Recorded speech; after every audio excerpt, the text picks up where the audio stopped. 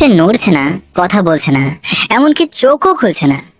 দেখে মনে হতে পারে সে গভীর ঘুমে আচ্ছন্ন, কিন্তু আসলে কি তাই? না, কোমা কোনো সাধারণ ঘুম নয়। এটা মস্তিষ্কের এমন এক অন্ধকার অবস্থা যেখানে বাইরের সময় থমকে দাঁড়ায়, কিন্তু ভেতরে চলতে থাকে এক অন্যরকম লড়াই। তাহলে ওই শরীরের ভেতর এখন ঠিক কি হচ্ছে? মস্তিষ্ক কি আদৌ জীবিত?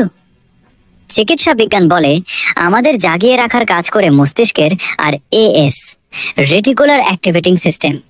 যখন এই সিস্টেম ক্ষতিগ্রস্ত হয় তখনই চেতনার আলো নিভে যায়।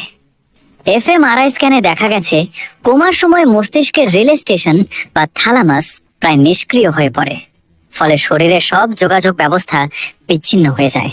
তো আশ্চর্যের বিষয় হলো মস্তিষ্ক কিন্তু পুরোপুরি নিভে যায় না।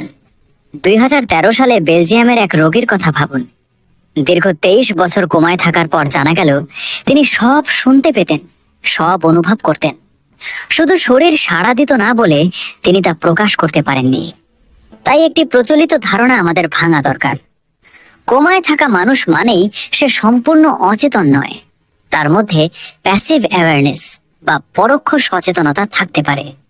এজন্যই চিকিৎসকরা কোমা রোগীর পাশে সব সময় ইতিবাচক কথা বলার পরামর্শ দেন, কারণ আপনার কথা হয়তো তার অবচেতন মনে পৌঁছাচ্ছে। একবার ভাবুন তো, আপনি বেঁচে আছেন, সব বুঝছেন, কিন্তু পৃথিবী জানে না আপনি জেগে আছেন। আপনার ভেতরে একটা মন আছে, কিন্তু বাইরে আসার কোনো পথ নেই।